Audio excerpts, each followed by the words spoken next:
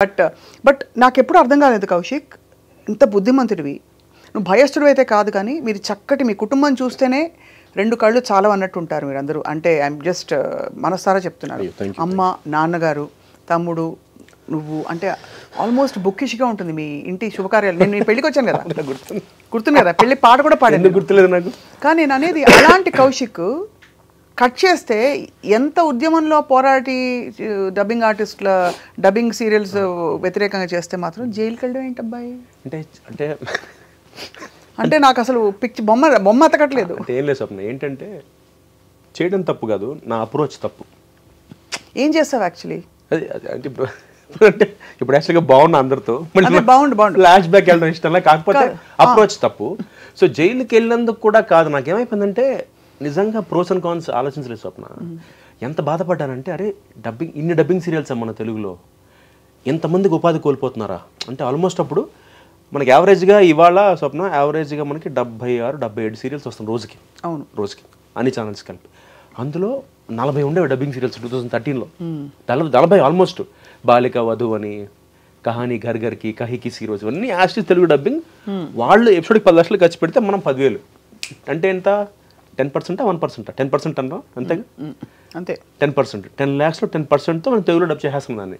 ఆడియన్స్ని మనం బ్లేమ్ చేయడానికి లేదు, ఎందుకంటే they want that ambience, they want the magnanimity. 10 lakhsలో 10%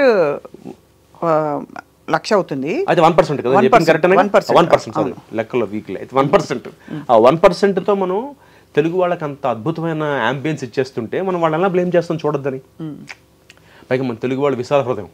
అవును, మనం పరభాషా సినిమాలో అదే పేరుతో రిలీజ్ చేస్తాం, అది వేరే టాపిక్, కానీ అదే పేరుతో రిలీజ్ చేస్తాం చూసేస్తాం మనం. అవును.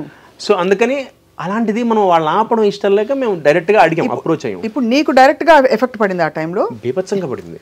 అంటే ఏంటి అసలు ఆగిపోయాయి ఆపర్చునిటీస్? ఆపేశారు. అంటే అది కావాలని ఏదో చెప్పి ఎవరు బ్యాండ్ అని చెప్పలా, అలా పద్ధతిగా సంసారపక్షంగా ఫ్యామిలీ టైప్గా ఎవడు పెట్టుకోలేదు, మెల్లిగా ఎవరు పెట్టుకోవట్లేదు, వర్క్ లేదు. అంటే ఎన్ని రోజులు గడిచింది అలాగా? ఆల్మోస్ట్ అంటే పేర్లు వద్దు కానీ ఒక 2 ఛానల్స్ అయితే ఒక 6 ఏళ్ళు పెరగలేదు.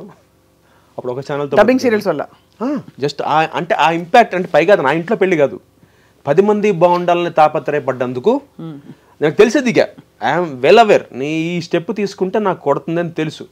కాకపోతే నా భార్య, నా పిల్లాడు, నా మదర్, ఫాదర్, నా ఫ్యామిలీని ఆలోచించలా. అంటే బహుశా నేను అలా పెరిగానేమో తెలియదు నాకంటే, నాకు చిన్నప్పటి నుంచి ఆ అప్రోచ్ స్వప్న, అందరూ బాగుండాలి, అందులో నేను ఉండాలి. దానికోసం I go to any extent, to be honest, సిన్సియర్గా, నిజాయితీగా. అది నా అప్రోచ్ టువర్డ్స్ లైఫ్. సో అలా జరిగిన దాంట్లోనే జరిగింది ఇది. అందరూ బాగుండాలి కాబట్టి నేను కొంతమంది కలిసి ప్రయత్నించాం.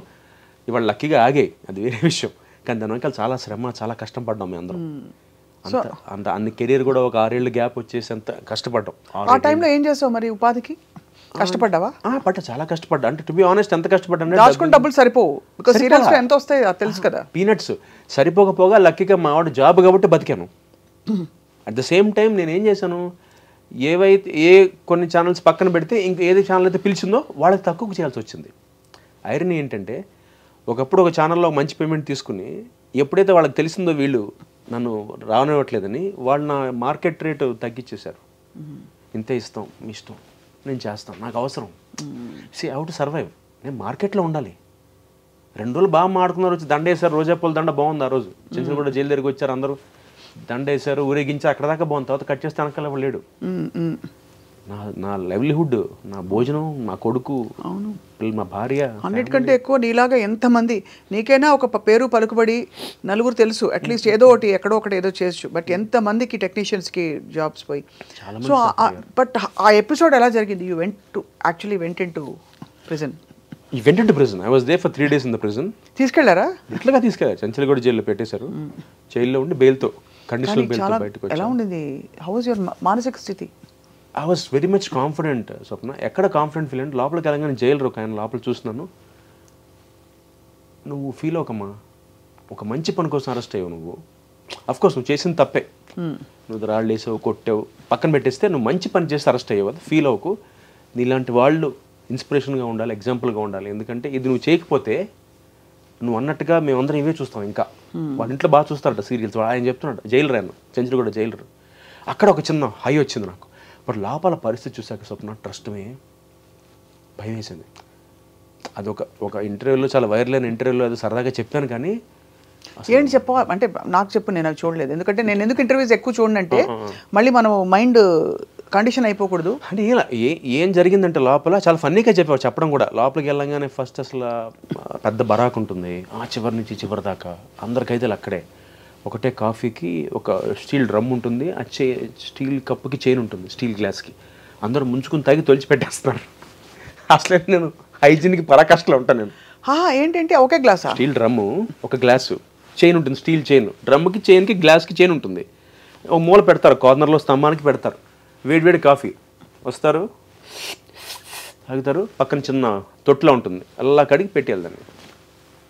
సబీనా సర్ఫ్లే ఉండవు, మళ్ళీ నువ్వు తీసుకుని తాగి కడిగి పెడితే ఇంకోటి తాగుతాడు.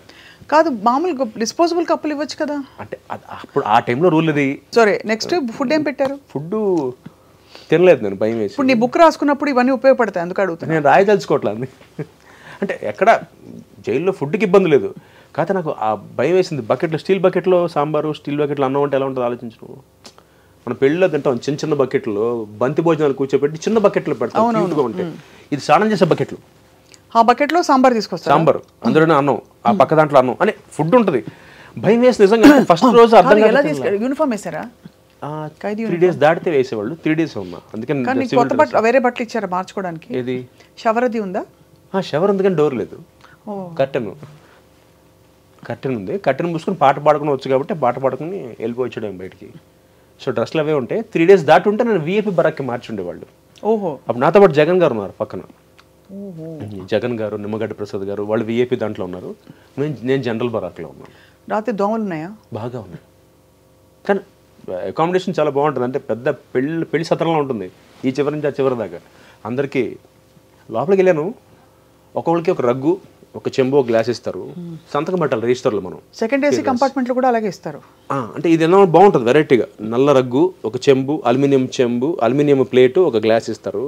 ఇలా పెట్టి సంతకం పెడుతుంది, తీసేవాడు 3 లేవు అది అక్కడే. మా బరాక్ ఇన్ఛార్జ్ దొంగలు ఉంటారు సార్ జాగ్రత్త అన్నాడు. ఏంటి అన్న,